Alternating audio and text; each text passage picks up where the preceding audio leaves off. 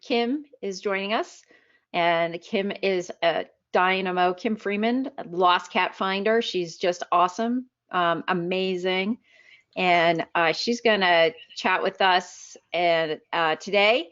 And so, without further ado, I'm going to hand the screen is in Kim's hands now. I think everybody is seeing Kim's laptop, her screen. So we're seeing her at work here getting stuff up. And Kim, I'm going to hand the mic over to you, and we're going to all mute and tune in on this presentation. Okay, great. I would kind of like to go ahead and start with the trap thing so that people can see. It's not part of my presentation, so maybe it's better if I show it now. What do you think?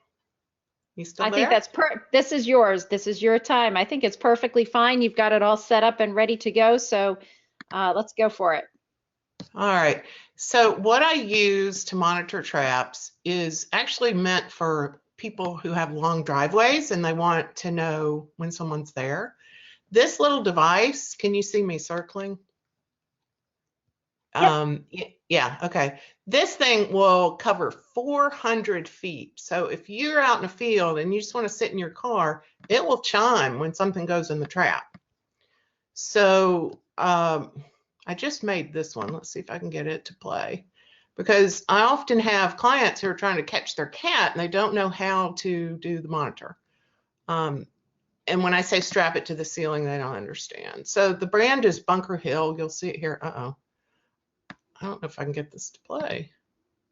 Anybody have any idea what I'm doing wrong here?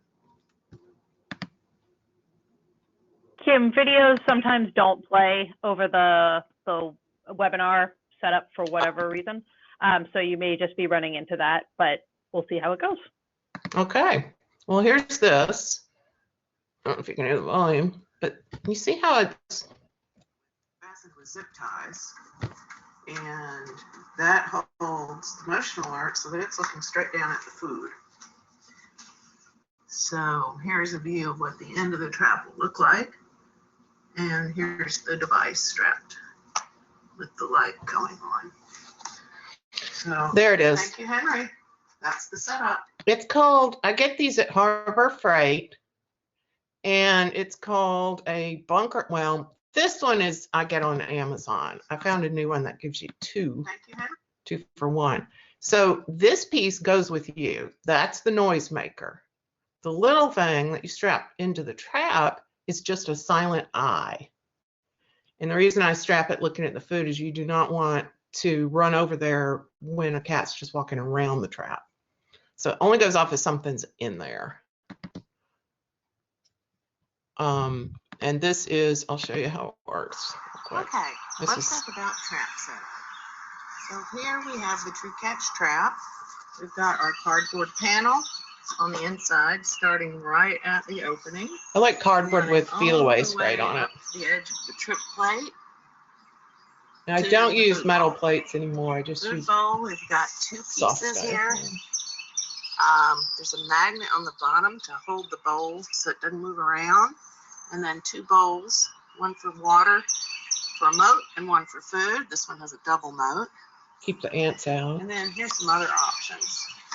Anything you've got around. Let's go past this stuff. Aren't touching, because ants can get from the side to the middle if the pieces are touching. So make sure there's space between. Okay, here we go. And then we're going to put, this is our motion alert.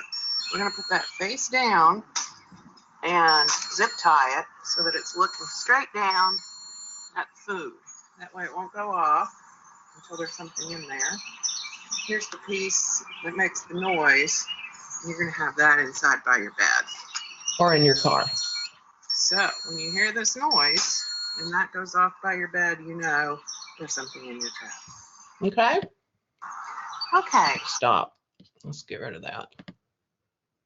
Okay, so these are available at Harbor Freight. I can't find them at Home Depot. I can't find them at Lowe's. Harbor Freight is a little like a miniature Lowe's, and they have a store locator. So I'm pretty sure they have them in every state. Most people have never heard of them. I think contractors go there a lot. but basically right here is their store locator. So anybody that's trapping, I really recommend these monitors. They're lifesavers. You can also monitor, has a cat come out when you're releasing them, or has the cat come back through the door. If you have a lost cat and you're trying to get them to come back. So they're only $15 too. I can't believe it. To me, they're just worth their weight in gold. And then they also, I have a link for them if anybody's like, oh, I need that. This is my tools page, and this is the equipment I use. Here is the little link for these guys. So you get 2 for 20, which I think is better than 1 for 15. So that's them. I used to recommend the True Catch, but nobody could get it without waiting for weeks. So I had to find something they could order right away. And then I love this drop trap. This is cool with the remote. So let's get to the presentation. Does anybody have questions on the monitor?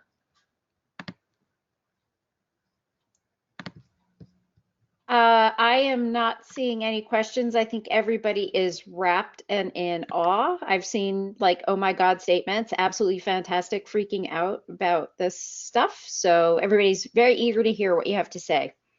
Okay. Well, some of this is going to be about catching cats. Some of it is finding I love Tabitha's presentation, by the way. She's so fantastic. I learned a lot from her. But a lot of times you will see strays show up at a colony, and thanks to Tabitha, I hope people can identify them better.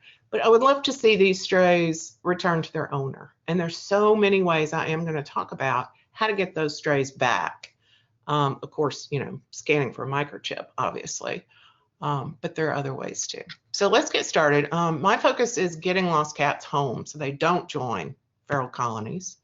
My background, I used to work with shelters and go to people's houses to deal with behavior issues, sort of like Jackson Galaxy, but before Jackson Galaxy.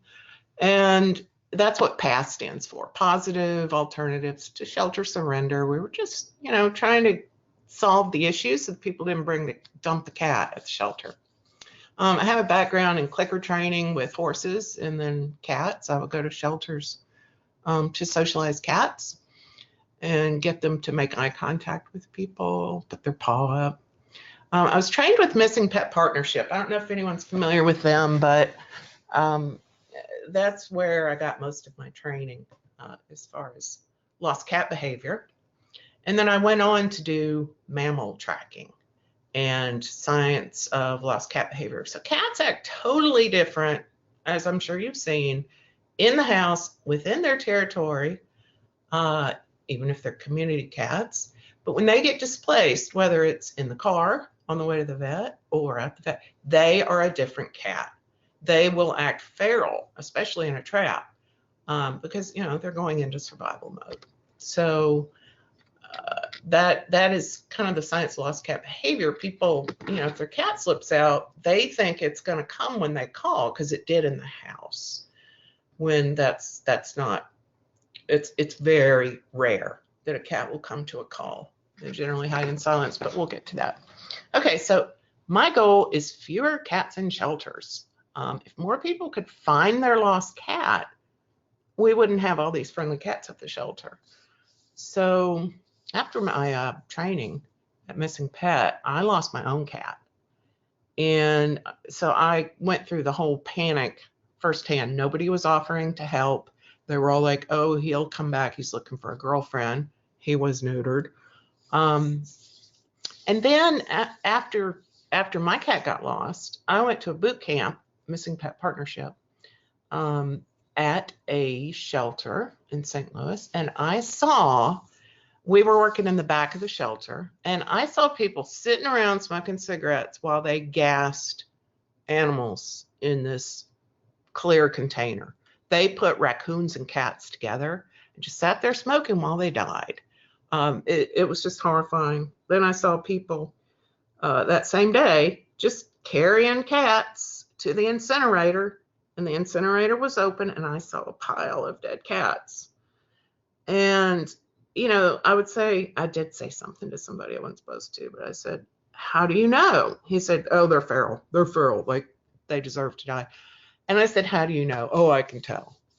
So, you know, that is the, that's kind of what ignited me to get on this, you know, public, let's educate the public.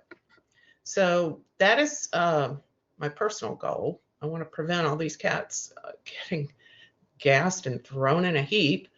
My presentation goal here, I want to show people that have anything to do with shelters or even just community cat people a new method. So we have an urgent situation. Most of you probably already know this, that this is kind of the typical outcome for a cat. Now this has changed, it's improved. This was 2010, but all of this red is the cats. Cats who enter a shelter, 75% get euthanized. It's just crazy. I know it's higher in some cases, but this is just California. So the return to owner, RTO stands for return to owner. The average, when a cat enters a shelter, 2% go back to the owner. So, you know, people go to shelters and they're looking for their lost cat and it's not there. And they give up pretty quickly when, you know, it could show up months later. Okay, so I feel like shelters focus so much on adoption, and that's not working, you know, with this kind of euthanasia rate. They have to euthanize for space often. So here's how big the problem is. I got some research. About half of the pets in the US are cats. 1 in 10 get lost. That means 825,000 cats lost a year. That's how many cats could end up joining colonies. I mean, even if half of those are joining colonies, that's just too many. So 15,000 a week. It just blows my mind. So 10,000 each week are never found. So that adds up to 520,000. Is that 500,000? I think that's about 500,000 that are never found. So people are just not good at finding lost cats. You would think it would be easy. You just put a box out and they go in it. Cats show up. So, you know, I wish it were that easy. When I first started this, I thought, when someone's got a cat that's missing, why don't they just put a box up? So seriously, why are so few found? Here are the main reasons. The myths around finding a lost cat, old wives' tales. I mean, some people say put a candle in the window, pee in your yard. The litter box myth is huge. I see that all the time. Putting out a litter box and the cat will smell it from a mile away, which is ridiculous. I'll talk about why that's a bad idea later. Basically, the public doesn't know how to search for a lost cat. And the cat's behavior changes so much when they're in new territory, as well as, you know, if they're sick, if something happened to them and you're missing a colony cat. So anyway, people will follow bad advice and then they give up. They'll go to the shelter, they put up a few flyers, and they're done. It's really a shame. I have people who are ready to give up after just a week. So I coach them through it, kind of a cheerleader sometimes, just to keep them going. So here are the common myths. I don't know if I need to read all these since they're right there. We talked about cat will come home when he's ready. That's what my friends tell me when my cat was missing. He was trapped, by the way, in a shed. Come when I call. Some people think chips track the cat, like a GPS, that a microchip actually will track a cat on your phone. I wish that were true.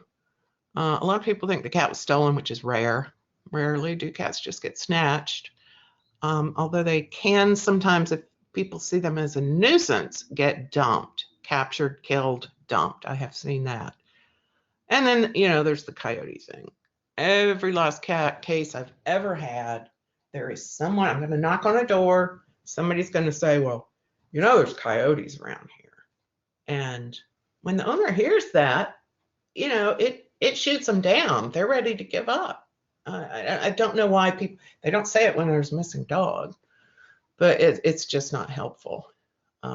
when someone does say it, I quiz them on it. Like, really? Have you seen one? Where was it? How long ago? So people, when a cat's missing, they follow lost dog advice. And I think this is a huge part of why it's so rare to get these cats found. So also we have to deal with owner emotions. That is probably a huge, at least half of why cats aren't found. So, you know, like me, when my cat was lost, you kind of feel helpless and alone. You're discouraged by others, family, you know, saying you got to move on. A lot of times owners fall into grief avoidance and they just give up. It's so stressful and it's so hard. They just say, I can't do this anymore. It's just really stressful. If I hadn't been through the stress myself, I probably would not have gone on to help others. So I have talked to a lot of shelters who just don't get it, why all these wonderful, friendly cats are here. Why aren't the owners coming? They know it's a pet. They know it's a, you know, someone's cat. They think the owners just aren't showing up. I think the problem is the timeline. You know, people don't start looking for, you know, 2 or 3 days when a cat's missing. Hopefully our community cat people do, but most owners don't. They will check the shelter usually within the first week or two. And then if the cat's not there, they think, okay, I've checked the shelters. So here's an example, little Petra. I found her, she was lost in January. And by February, the owner thought she was dead. I found her in December. That's a year later. And she was 1,000 feet from her home. She was very skinny, but she was alive. So she had been scrounging on her own. This was in Texas, in kind of scrub land, but she was still alive. Lost in January, found in December. So, you know, that owner gave up within a month. Here are just some owner assumptions. They think the cat was stolen. They still believe the myth that the cat went off to die, even when it's young. Again, coyotes or a neighbor dumped my cat. Now, sometimes neighbors do dump cats, as we all know. So what happens to the cats? The friendly ones usually get found. They'll approach a human and they get taken to the shelter. I found this stray cat. But the skittish cats that sneak out of someone's house who've never been outside before are looking for a food source, and a lot of times they'll join a colony. So I would love to take a poll. I don't know if we can do this, Kristen, but maybe people can just answer in the question box. Yeah, the polls need to get put in ahead of time, but we can totally have people answer in the question box. Okay. So stray cats generally will make up about 70% of a shelter population. I'm wondering what people out there with caretaking colonies are thinking. What of that group do you feel like is a friendly stray, or you've been able to pet? I just like a rough idea. If you guys want to put your answers to that in the question box, we can get an idea of an answer for you. Yeah, and there's no science. I mean, this is the only way I can ever get this information, is to ask colony caretakers. Maybe Alley Cat Allies could measure this. Oh, I was going to say, could you repeat the question just so everybody? Yeah, how many stray cats make up your cat population, whether you're at a shelter or you're in the field taking care of cats? It would be interesting to see if Alley Cat Allies could measure this. So it looks like, let's see, most of our cat requests are for spay-neuter assistance or found strays. Somebody says 50%, unsure. Let's see, that's 80%, most can be handled. 90%, somebody has said, and somebody said 8. I'm not sure out of how many, but you know, probably average colony size would be my guess. And honestly, no idea. So what are you on this? Okay. All right. Well, you know, it just kills me that a cat can end up as a feral. Well, not a feral, but you know, just not found. I want to get these cats back to the owners. So this is the reclaim rate. You know, dogs, the shelter system works pretty good for dogs. Well, 20% isn't great, but it's better than cats. When a dog ends up at a shelter, he's got a much better chance of getting out alive than a cat. I think I've already talked about this. Okay, so let's solve this. Return to owner, whether it's the cat out in the field who shows up as a stray or the cat that ends up in the shelter. I want to increase the RTO rate nationally. So we need a system that's tailored to cats, not dogs, just cats. And it's got to be easy to do and either inexpensive or free. So here we go. This is the important stuff. Obviously, if you work at a shelter, you know the benefits of getting cats out. Less expenses, less cat stress. Cats really don't do well when they're in prison, which is what I call shelters for cats. You know, less injury, less illness, and then, you know, happy reunion stories. The cats at the shelter should be cats that really need help. They're sick. Or, you know, they're in hepatic lepidosis from starvation. Those are the ones that need to be in the shelters, not just strays. So obviously, you know, when you return a cat to its owner, you get this wonderful story. The media loves it, and then the shelter ends up getting donations. This is an example of an amazing shelter. I love Marin Humane Society. They are such a trailblazer. And Jessica pretty much did this on her own. One person, I think she's on staff, but a volunteer could do this.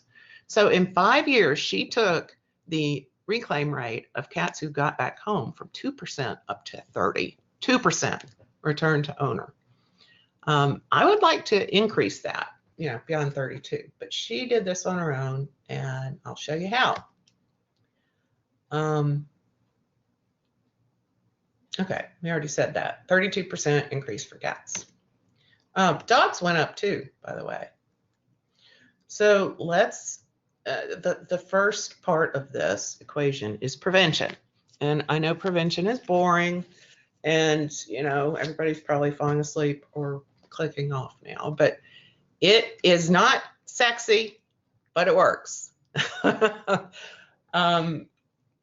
love these slides. Here's another one just because they're so much fun. I love this kitty's little expression. So yeah, prevention. Here we go. Lost cat versus lost dog. Example. If somebody puts up their little lost cat, a lot of times they're just black and white. Lost cat flyer. The cat's hiding. No one sees it. It's under somebody's house. And by the time the cat is desperate enough to come out, the flyer has just, you know, torn or gotten ruined in the rain. Whereas dogs roam. Cats hide. Oops, I didn't mean to jump ahead there. Dogs roam, people see them, and they get reunited. So flyers work pretty good for dogs if they're good flyers. So here's what I have discovered is kind of the timeline when a cat gets lost. First, they're hiding in silence. Nobody sees them, nobody hears them. In general, their personality determines how long they hide. You know, obviously the friendly, bold cats are going to come out sooner than the xenophobic, skittish cats. And then indoor, outdoor, that's going to make a huge difference. You know, what are they used to? Territory, border disputes. You know, a new cat gets out of a house into an area where there are outdoor cats, and there's going to be issues. Those guys are going to be, hey, who are you? Cats will instinctually hide from noises, even if it's the owner. They don't stop and go, oh, do I know you? They just evade. It's like something big's coming and they hide, or they move away from their hiding place. So the owner could have found them, you know, 10 times, but the cat moved away 11. And then there's the threshold factor, which I don't know if I think I'm going to go into that. It's basically cats reach a threshold when they're so desperate they come out of hiding. And generally it's about 10 days. They can hide for 10 days, motionless, silent, no food, and then they hit their breaking point where they break cover. So here's the timeline. The owner puts up the flyers, they post on Craigslist, Facebook, they check the shelter, and then they contact me because they're about to give up. But the ones that don't contact me for help generally will give up after this point. So a month later, their Craigslist ad has expired. You know, their post on Facebook is way down the line. The flyers have been ruined. Friends have told them to give up, and they stop going to the shelter and looking at the photos, the intake. And that's kind of part of grief avoidance. So after a month, it's kind of over, and the ads have disappeared, whether through weather or technology. 2 months later is, now this is just general, but about 2 months later, the cat gets hungry enough, they will approach a stranger. And usually it'll take a few weeks for the stranger to really be concerned about the cat and post it as found. They start looking at Craigslist, maybe some Facebook pages, they check shelter, and they don't see anybody's looking for the cat. So they think, okay, it's abandoned. And the cat ends up getting taken to the shelter. Whether it's trapped or carried in, often ends up going to the shelter. Sometimes people will post a found cat ad, but the owner has quit looking, so they don't see it. So this is what I was talking about by the discrepancy in timelines. It's like they miss each other. So let's work with the cat's timing. Basically, the plan I came up with is it's kind of a three-pronged deal. One is public education. One is a shelter volunteer doing one job, and owner follow-up. All of these have to work together to get the cats recovered and back to the owner. So here's how it works. I'm trying to educate people about how to search for their cat, and I have an online book and video, kind of a tutorial. Here's how to do a cat search. And, you know, trapping is just one part of that. The shelter volunteer takes in the report. So when the owner shows up and says, I'm missing a cat, is it here? The owner actually takes down some crucial information and holds on to it, because the cat might show up 3 weeks later, 6 months later. And then the owner needs to monitor that intake. So I'll show you how to make that easy so the owner, even if they give up, they're still seeing intake. So no, nothing new for the staff to do. A lot of times people are like, oh, she's giving us new work. No, there's really nothing new. Here's how it works. One volunteer handles 2 email lists that go out to the owners who came in looking for their cat. And it's split into male cats and female cats. Which one is yours? You get one of 2 lists. That keeps it simple. And then each evening after intake, 2 group emails go out. So if shelters would give owner my booklet or a link to it when people come in looking for their cat, there's a pretty good chance that the person will, you know, with that much more information, will find the cat and won't end up at the shelter 2 months later. And then tracking the flyers, you know, keep the flyers people bring in, sort them into a category so you can match them with new intakes, and then distribute the emails to owners who are signing up for an auto alert. So anytime new cats come in, it just goes to their email. They don't have to do anything. So let's start on the education part. This is where I come in. I've done all this research, and Monica, who was at the Austin Animal Center, Monica Dangler, said, well, yeah, she saw my booklet, I gave her a copy, and she said this would be a great way to help owners to put your research into action. So here's my book. This is actually the Amazon version.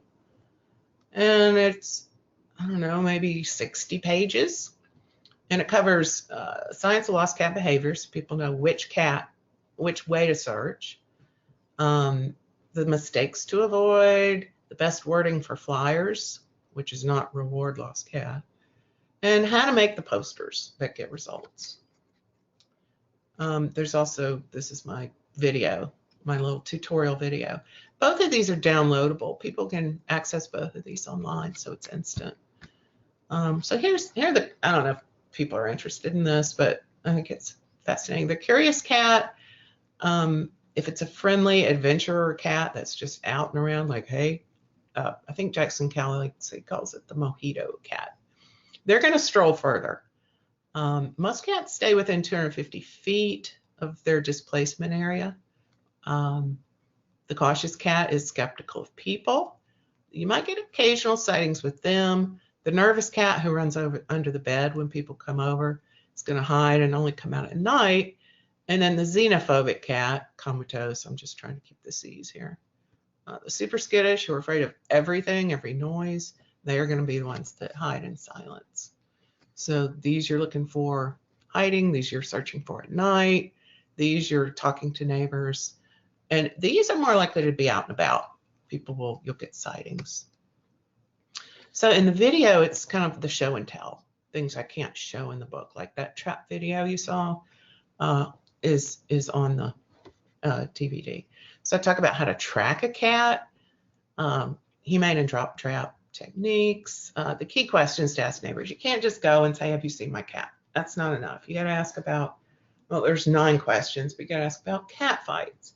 Have you smelled anything? Have you heard anything? Is there anybody around here that puts food out for wildlife or cats? All those things are important. Good information that helps. The search radius, I have a little method for how to create a 250-foot radius so you know where your search zone is. Equipment, you guys saw that briefly, the equipment that I like to use.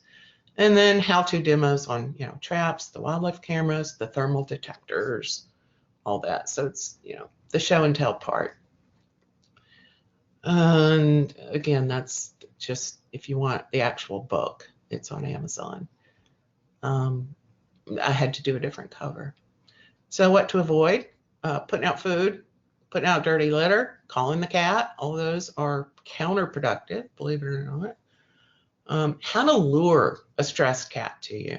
If you've got an injured cat, you need to know cat calming signals. You can't just hope to walk up on it and pick it up. And of course, if it's been trapped before, that's a whole different deal. And then post-recovery, once you've recovered this cat, if it's been in starvation mode, they can be into, hepatic lipidosis. You've got refeeding syndrome. If the cat's coming back into the house, usually the cats who are already there are going to say, who are you? You smell different. I don't know you. And then there's fighting. So all these are things to avoid. Obviously, people should get the cat to the vet if it's been missing more than 24 hours. And the way I do this quickly is I'll profile the cat. I ask, 10 pages of questions. So I understand the cat's personality and can make a strategy for recovery. And then if people, sometimes people are disabled or they just, they're out of the country or they just don't have time to do everything it takes, they will call me out and I will find the cat. I'll go out and search. This is Henry. Who's sitting right here, curled up. Henry is my little search cat, and I trained him like a bloodhound because bloodhounds will just push a cat further away. Henry can walk up to a cat. If a cat's, gotten out of the house and run under a neighbor's shed, Henry can follow the scent. Now, it has to be under 5 days. Most people don't call me until, it's been over a week, but Henry's been real successful at tracking cats. He's also he's a very bold, friendly cat. And I love him dearly. So here's a recap. So we got, my website is Lost Cat Finder. And if shelters would put that on their webpage or community cat people would share it, we could get the education part done. The volunteer manages the binders. grouping cats by male, female, and then color. You know, is the cat solid? Is it 2 colors or is it 3? Is it a calico? And then the owner is updated via email. I think I'm going into too much detail here. Ideally, I would like to see shelters offer anyone who comes in looking for a cat the tips on how to find them, a contact sheet for area rescue groups and Facebook pages, and maybe TNR. You know, if Elliott Cat Allies would share, I'm on the Feral Friends network. And if these folks who've lost their cat were able to get in touch with the TNR people and the colony cat feeders, I think that could be a wonderful thing for both parties. Most of the community cat people are so secretive, and I understand why, but if, you know, I usually tell the person who's lost the cat, just leave a note. If you know there's a feeding station, just leave a note and say, if you see this cat show up, call me. But wouldn't it be great if they could just email and say, please be on the lookout for this, you know, tuxedo cat. There's just no way I know of for these people to be in contact with the feeders. I think shelters should give out humane traps. A lot of them have a grant to loan traps to people who are doing TNR, but not for people with lost cats. And they don't, it's short-sighted, because if that lost cat ends up at your shelter, you know, you could have prevented that by loaning a trap. So I'd love to see shelters loan traps to people with lost cats. Just ask for a deposit. And then a lost cat report. We talked about that. The owner signs up to get auto email alerts. So here's Jessica. I talked about her before with the Marin Humane Society.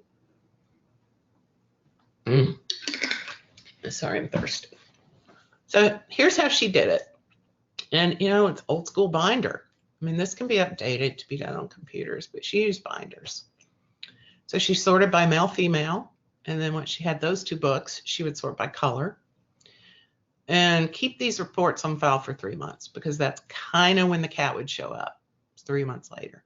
After 3 months, she pulls the report and files it. So it's still there. She can still access it, but it's not sitting on her desk.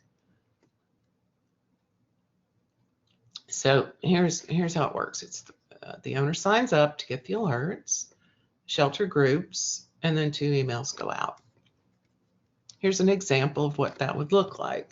So that's me. The owner would get just this auto-generated, here's who came in. Here's our intake. This kitty, this one looks happy, but these don't. Name, gender, in this case, all would be female. If the person who lost the cat lost a female, they're only looking at females. This comes automatically to their email every night, or, you know, once a week. So the owner who's given up can just quickly glance through it without going, oh, I need to go look at the shelter page again. So now let's talk about decreasing intake without relying on fosters, rescue groups, or euthanasia. So again, prevention. A cat found this week means 1 less stray showing up next week. And a lot of shelters are doing this. They weren't when I first did this presentation, but a lot of shelters are doing owner surrender by appointment only.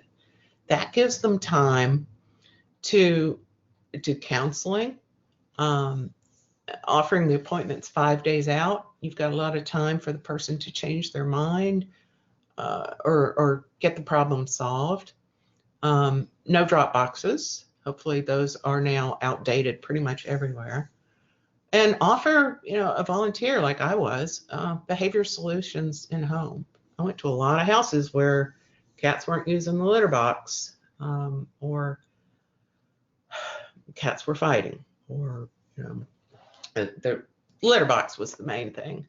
Aggression, biting and aggression, that was easy to solve. So basically it's counseling people. Then SNR, I think this goes by various terms, but shelter the cat, neuter it, and then return it to field. So here, a lot of people hate this. A lot of people are, oh my God, they're dumping cats. I took that cat to the shelter and they took it back and put it in the field where I found it, and it's back now. But evidence has shown that these cats have a better chance of being reunited with their owner, 65%, if they're left where they were. Now, of course, they have to make sure they're healthy before they return them to the field. They're not going to take a cat back that's in any way, bad body score or any kind of illness. Now, ideally, they would be microchipped, sterilized, vaccinated before they're returned. I know a lot of shelters can't afford that, but that's, the ideal situation. And of course, this makes more room for the sick and injured cats who really need help. So when you're doing shelter neuter return, it's really a good idea to let people know, this cat's been found, because the owner might have given up months ago. And if you put up a sign that it's been found and taken care of and returned, then there's, you increase the RTO chances even higher. San Jose did this very quietly. There's a lot of talk and discussion about, well, the public hates this plan. They hate that we're taking strays into the shelter and we're just taking them back to where they were. So San Jose did this real quietly. At first, they told people they were dropping off nuisance cats, that they were going to be returned. And there were all these heated discussions, complaints from the citizens. So they decided to just take the cats in, gather the info, and take them back. And it worked. There's less stress for everybody. People aren't complaining, and the cat is healthy. This is what they would put little door hangers to let people know. So let's talk about microchips real quick. I'm sure I'm preaching to the choir here because everybody knows this stuff, but people just don't microchips their cats. I'd love to know what you guys are seeing when you get your cats TNR'd. How many of them, when they're at getting their spa day, get scanned and have chips? In my experience, most don't. And I ask the owner anytime I get a profile, is your cat microchipped? And I would say, out of my lost cat profiles, 75% are not. And here's what the owner tells me. It's a hassle getting her into, even my mother said this. I can't get her in the carrier. She's terrified of the vet. She's indoor only. I don't need it. Well, until the cat gets out. I was gonna do it next trip and I forgot, or I never thought the cat would get out. So, chips are cheap and it's easy to do. You don't have to be a vet to install a microchip. I used to do this when I was a volunteer at Austin Pets Alive, when the cats were coming out of their spay neuter. And it's kind of creepy because it's such a big needle and you can feel it going under their skin, but it is pretty easy to do. So it's, to me, it's $4.99 each. That's cheap insurance to keep the cat from returning to the shelter. It is considered a wellness procedure, so anybody can do it. And, it's way more common in dogs. I don't know why so many more dogs get chipped than cats. So here's what I would love to see. Even if it's just a volunteer in the community who will go around and do in-home microchipping. Because getting a cat to the vet, people just aren't doing it. So it needs to be done in home. And it would be great if shelters could just, I saw this at a conference. I don't know if you can see it, but it's called the Neuter Scooter. And they pick up cats and take them to the shelter for people. This is a in-home. These people go around and do microchips to people's houses. And, you can charge $20 if you want, or you could do it for free. I'd like to see free in-home chipping. Or, in colony. And then, of course, there's, the big van. This is from where I used to live, Austin Animal Center. And of course, you know, you got to register the chip, make sure it's, you know, to the owner. I get a lot of owners who had their cat microchip, but it's still registered to the vet. You got to leave the owner with a reminder to update the stuff if they move. Oops. And then we're coming to the end here. If you work at a shelter, you really should celebrate your success. When you get your RTO numbers up, that is huge, and it's rare. So celebrate it, you know, post it, let all the staff see it, talk about it on Facebook. People want to volunteer and be a part of success. 420 cats reunited, that is huge. Let the people at the shelter help out with the detective work. When you get people offering to volunteer, let them be part of that binder system. And of course, reunions usually will result in increased donations. So here's my reunion page off my Lost Cat Finder website. These are all cats that I found for people. And, you know, if the shelter had a page like this of reunions and you can click on each picture and get the story, it's so inspiring for people, especially people who've lost a cat, to see all the weird different ways. Henry found this kitty. This kitty was lost for 3 months. This one I found under a truck right next door to the owner who had a new dog, and the dog was keeping the cat from coming home. This guy had moved, old kitty. Oops, I shouldn't have that in there twice. Anyway, you can, if you're interested in my reunion stories, you can go look at that page. It is the most popular page on my website. People just love to hear the stories, and it helps them also find their cat, because they go, okay, well, you know, my cat was this situation. You know, this cat got out at a gas station while they were traveling.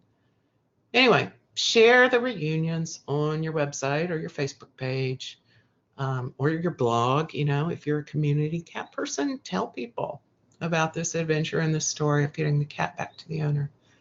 It inspires other people and inspires the community to make donations. So here's our recap. Educate lost cat owners. Offer a link. People who don't have a lost cat never buy my book. They don't know ahead of time.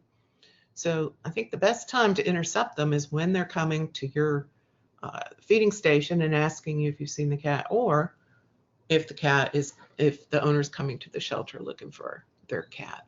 A lot of times, you know, shelters will just say, oh, it's just someone looking for their lost cat. I was hoping it was someone that was going to adopt. And they say, no, sorry, you can look. I doubt your cat's here, but go ahead and look. That's missing an opportunity to educate them, or tell them about me and I'll educate them. So keep the owner involved via email, return the healthy strays, owner surrenders, appointment only, in-home behavior consults, and in-home microchipping. I think each of these, even if just one were put into place, it would make a huge difference. So here's me. This was one of my first cases that I recovered for this couple when I was in Texas. And my motto is more cats who are found means fewer in shelters. And I hope anyone that's still on this call will go to my Facebook page and like it and share it with other people. I'm the only full-time lost cat recovery person in the country. And it's all I do. It's my full-time job.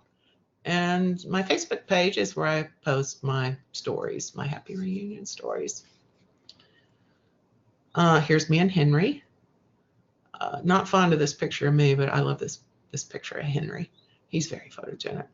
So if anybody has questions, ideas, wants to contact me later, here's my email address, phone number. That's my website. And that's my presentation. Excellent. I don't know if anybody cares, but I'm working on these. Now we're seeing your whole desktop now. Oh, okay. Well, these are my collars I'm working on. These are light up collars that you can put on cats. You can see them in the dark. If you've got a cat that's sick, or cats that come out at night, but you're in, you know, a heavy dense area, And then this collar I put on Henry. It's got a little camera on it. It's about the size of a postage stamp. So I've been working on these all year. I broke my ankle, so that's my new project. Oh. So I do have some questions. So I will get some of those going here, and then I'm thinking we'll do some trivia. We'll do about 15 minutes of questions, 10 to 15 minutes of questions. Then maybe we'll do some more trivia, and then take a little break and come back and see. Hopefully we can connect up with Sterling and Adam. So, Okay. but the question I've got here now is, lots of questions are coming in. So do you ever travel to help people find their cats, and what sort of fees do you charge? Yes. Well, I didn't travel when I had a broken ankle, but yes, I've been flown out to California and Oregon. I'm in Atlanta now. I used to be in Austin, New York. So yeah, I do go help people. If they're local, I charge $250 to go out. Well, I do the profiling first and make a strategy, and then I make all the flyers. So $250 is what I charge to go out with Henry and track the cat. And of course, I support them and follow up if we don't find the cat that day. And I charge $500 if I have to fly and go somewhere far away. Is that what the question was? Was there anything else? I believe so. I believe you've answered the question. Yeah, so that's Okay, great. okay. And there needs to be more of you though out there. It's not a one-person job, that's for sure. Yeah, I wish there were more people that would do this. A lot of people just don't know it exists, Mm-hmm. Yep. Everybody is watching you moving around here. So, okay, good. You got that going on. Okay, how to find your lost cat. One person is asking you to sort of elaborate a little bit more. I always hear that you should put the litter box outside to find a cat. Can you elaborate on why that's ineffective? Yes. A litter box, especially a dirty litter box, outside is going to bring in all the outdoor cats to see who's this new intruder. And they will come and spray and possibly fight with your cat who's probably hiding nearby and push it further away. Get out of my territory, new cat. I've had horrible stories where the litter box attracted a coyote. And we got the cat on camera. He was nearby, and then the coyote showed up, ate the poop out of the litter box, and the cat was never seen again. So you do not want to draw. I say kitty litter can attract the wrong critter. You don't want to draw. You don't want to bring raccoons in. There are stories from people about putting the litter box out and the cat came back. Well, in our studies, we found that it works just as well if you put out a sack of potatoes. The cat was coming back anyway. They hit their threshold and they're desperate and they come home. So, litter box just causes way more harm than good. So home smells more like home than the litter box. Mm-hmm. Yep.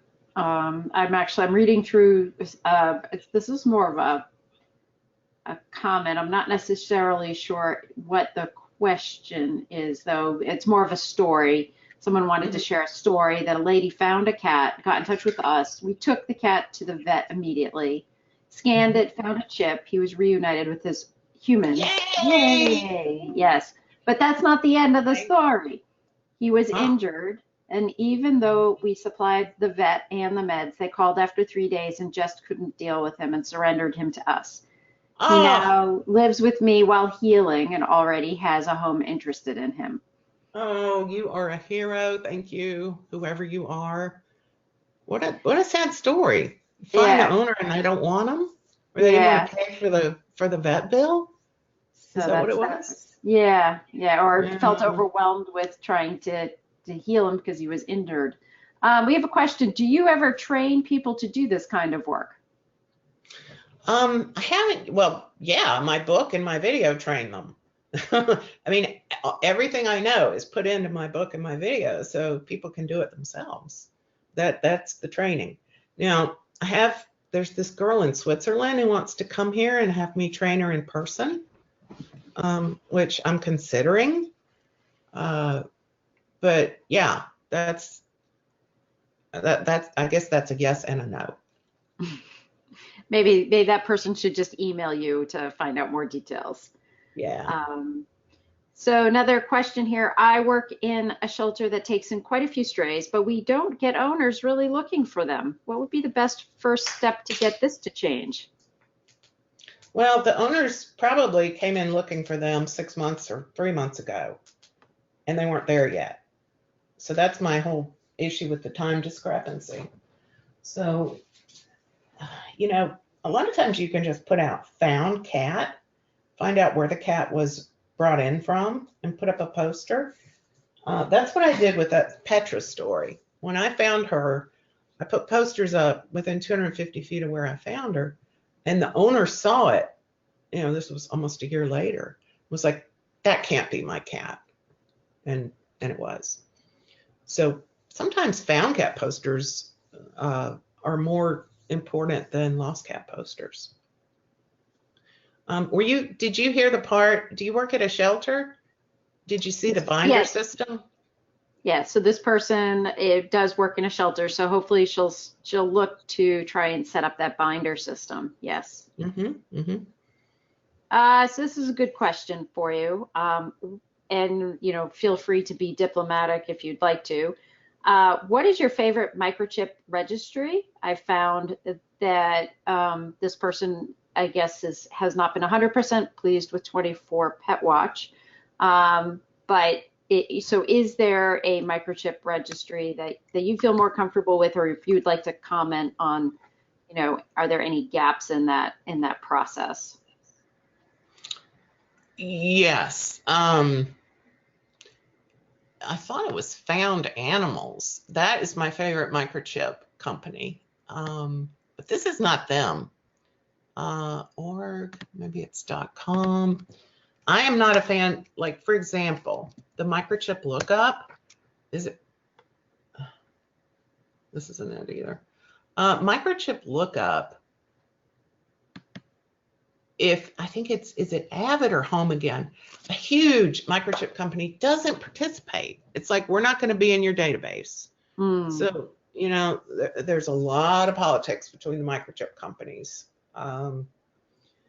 I guess Home Again is probably decent, but I really like Found Animals. I've talked to them at conferences, and you know, they have a lot more concern about the animals than the money. And they produce, or is everybody producing a universal scanner at this point in time? There are a lot of universal scanners, yes. I think even universals. Wait a minute now. I heard recently that there was one company that the universal scanners don't pick up. I can't remember who it is, but that's yes. An important thing to make sure if you're talking to any microchipping company, that you're ensuring that their chip works within a universal scanner. Absolutely. Lots of questions on how did you train Henry?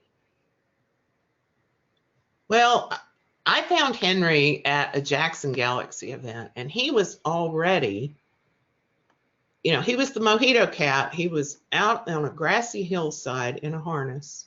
At the time, he was really fat. And he's lounging in the grass, watching dogs and people walk by, just, you know, unafraid of everything.